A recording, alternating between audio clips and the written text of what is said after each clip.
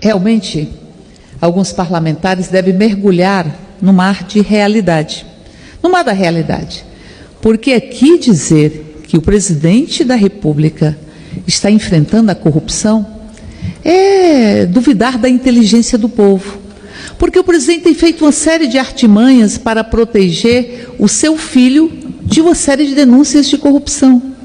O presidente não consegue explicar aonde está Queiroz e não consegue trabalhar na perspectiva de que nós saibamos quem mandou matar Marielle. E eles viram e falam, mas nós queremos saber quem mandou matar Celso Daniel. Ora, Celso Daniel, houve uma investigação, foi uma perda imensa para o país. O país chorou com a morte de Celso Daniel. Mas, à época, o governo do Estado estava na mão do PSDB e o governo federal também na mão do PSDB. Nós tínhamos Alckmin, se não me falha a memória, e Fernando Henrique Cardoso. E foi feita uma investigação. E essa investigação apontou e apresentou os culpados, que foram devidamente responsabilizados. É diferente, completamente diferente do que nós estamos vendo nesse país, que é a proteção para que não se investigue os indícios graves de corrupção que estão rondando ou que são emanados das ações do filho do presidente da República. Então, portanto, é preciso que a gente seja honesto com o povo brasileiro. É preciso que a gente lembre quais eram os índices do governo de Luiz Inácio Lula da Silva. No governo Lula, nós tínhamos pleno emprego. No governo Lula, as nossas empresas construíam um projeto de desenvolvimento nacional. No governo Lula, o filho do trabalhador podia empunhar uma enxada em uma mão e um diploma de nível superior em outra mão. Este povo, filhos e filhas de trabalhadores que foram excluídos das universidades, como foram excluídos dos aviões, como foram excluídos da mesa farta que enfrentou a fome neste país com o governo de Luiz Inácio Lula da Silva. O que nós temos hoje, olhando o orçamento, são mais de 300 bilhões que o orçamento brasileiro fornece a benefícios fiscais para poucas dezenas de empresas. É um montante maior, inclusive, do que toda a despesa que o governo federal tem com folha de pessoal, com pessoas aposentadas do governo federal, com pensionistas. E ali nós vamos vendo o benefício fiscal num país que há um desemprego como nós nunca vimos. E não é verdade que Dilma deixou o Brasil com 14 milhões de empregados. Em 2014, quando começou o processo de desestabilização do governo Dilma, do golpe que estava sendo engendrado, o golpe que foi tramado nos porões, onde a luz da democracia e da justiça não conseguem atingir, nós tínhamos por volta de 8 milhões de desempregados. Hoje nós temos 30 milhões ou por volta disso entre desalentados, os que já não procuram emprego porque acham que não vão conseguir, subempregados e desempregados. Aqui em Brasília nós temos mais de 300 mil desempregados, e o desemprego ele não atinge e angustia só quem está desempregado, porque faz com que o amanhã seja objeto de muito medo, de muito receio, mas também quem está no mercado de trabalho.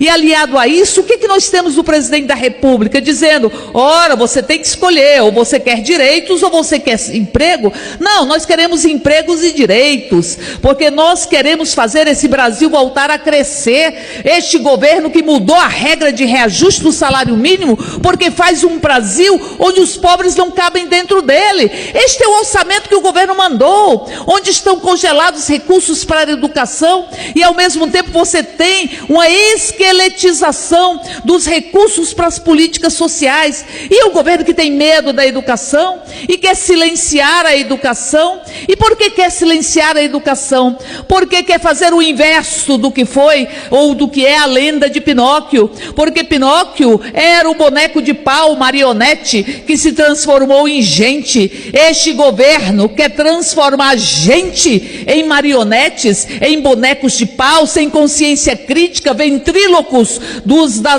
da ditadura e do arbítrio emanado do Palácio do Planalto. É isso que nós estamos vivenciando nesse Brasil.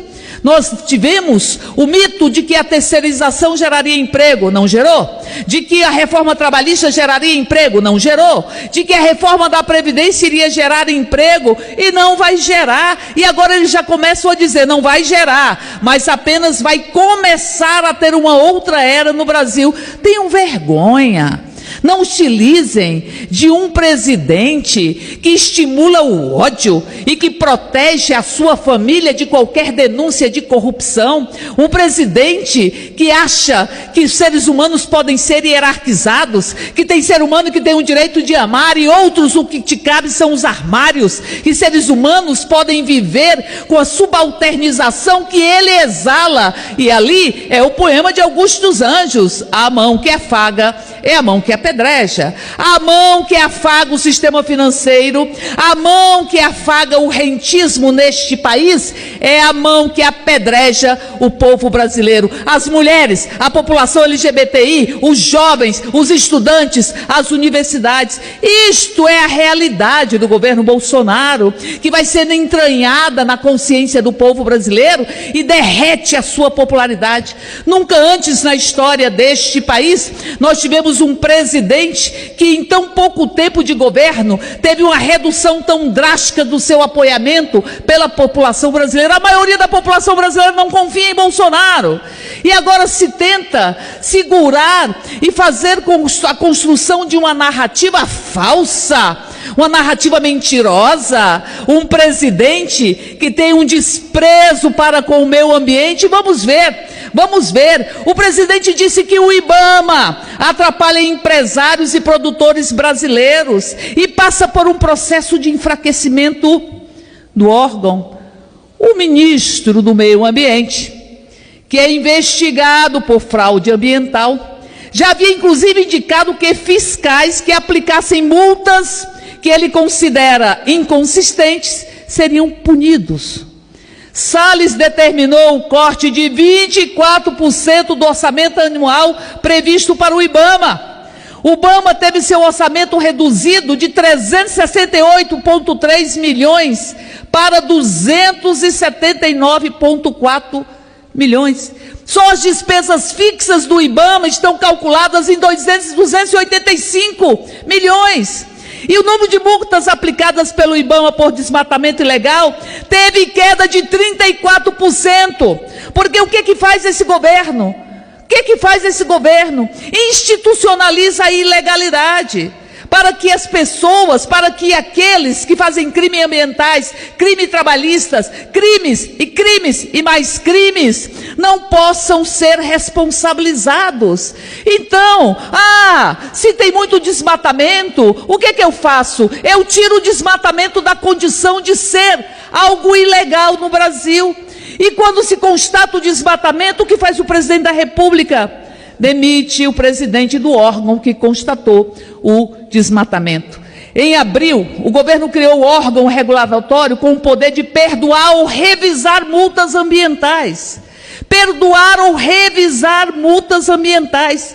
Esse núcleo de conciliação vai ficar responsável por analisar, mudar o valor ou anular uma multa aplicada por um fiscal. Nós tivemos uma reportagem no Fantástico, que mostrou que fiscais responsáveis por combater o desmatamento em reserva em Rondônia estão marcados para morrer. Criminosos invadem as terras públicas. E o que fala o presidente da República? Que é preciso regularizar a invasão, que é preciso regularizar o próprio crime. Nós estamos vivenciando isso. E me vem aqui falar que o governo Bolsonaro combate a corrupção. Ele tem que explicar primeiro, porém, como é que a Lava Jato, ela constata que o senhor Guedes recebeu mais de 500 mil reais de uma empresa fantasma, constatado pela Lava Jato, mas a Lava Jato não pediu a investigação de Guedes, que era o grande artífice da campanha de Jair Bolsonaro em 2018. Como nós vimos o depoimento de Rodrigo Janot, que diz, dentre outras coisas, que havia uma pressão da Operação Lava Jato para criminalizar Lula e definir o quadro eleitoral. Tenham vergonha, tenham vergonha, tenham vergonha. Para concluir, deputada. Para concluir, presidente, porque os bilhões do crédito do que aqui está posto para pagar os parlamentares, porque retiraram os direitos das pensionistas e dos órfãos, porque tiraram o direito do povo se aposentar. Este crédito que vai para pagar, ele não pode ser suficiente para que parlamentar venha aqui mentir. Nós temos um preso político nesse país, Luiz Inácio Lula da Silva, preso sem crime e sem provas. E nós temos um governo que cada dia que passa mostra que o absurdo tem perdido a modéstia, que acha que está no topo de um absolutismo e de um arbítrio, que bate palma para o arbítrio, que bate palma para a corrupção e protege seus filhos de qualquer investigação sobre atos corruptos. Respeitem o povo brasileiro e a verdade.